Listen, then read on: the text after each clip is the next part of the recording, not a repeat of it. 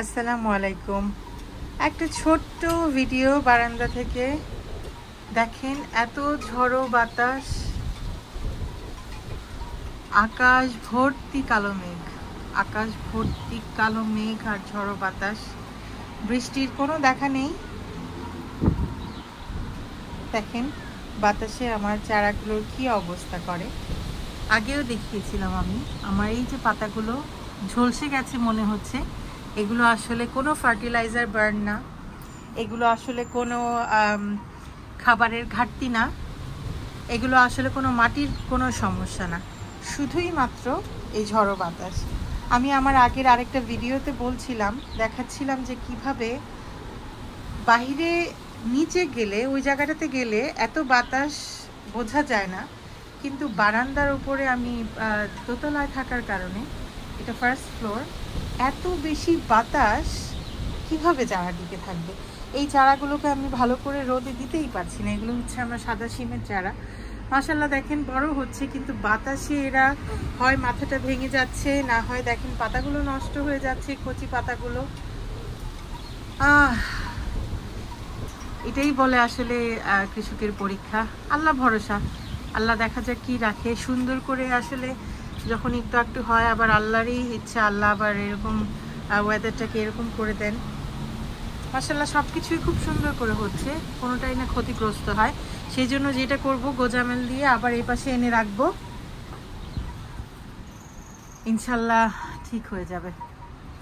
খুব সুন্দর করে মাশাআল্লাহ সব কিছুই হচ্ছে। দেখেন আমার খুবই প্রিয় কিউকাম্বার। আর লাউয়ের চারা যে লাগিয়েছিলাম, দেখেন এটা তো আগে লাগানো, মাশাআল্লাহ খুব সুন্দর করে বাড়ছে।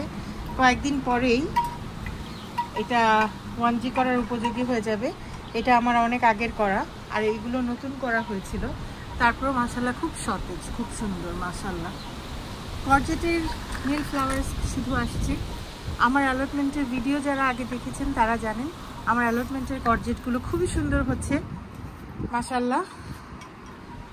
তো ইনশাল্লাহ কিছু কিউকাম্বার, হোপফুলি লাউ, শাক, ধনিয়া পাতা, এগুলো হচ্ছে আমার পালং শাক। সেদিন কয়েকটা ছিঁড়ে নিয়ে গিয়েছিলাম, আমার বাচ্চার জন্য রান্না করেছি। হোপফুলি কিছু শিম, কর্জেট আমি এখনো জানি না, আর হোপফুলি কিছু বিনস। এটা হয়তো রানার বিনস আমি হারভেস্ট করতে পারবো।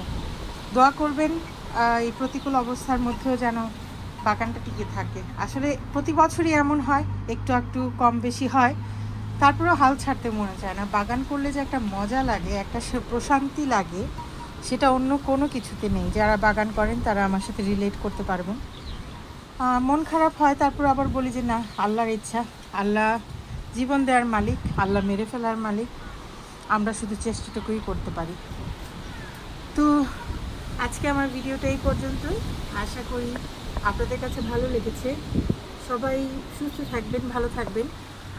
আল্লাহ আপনাদের সবাইকে অনেক ভালো রাখুক।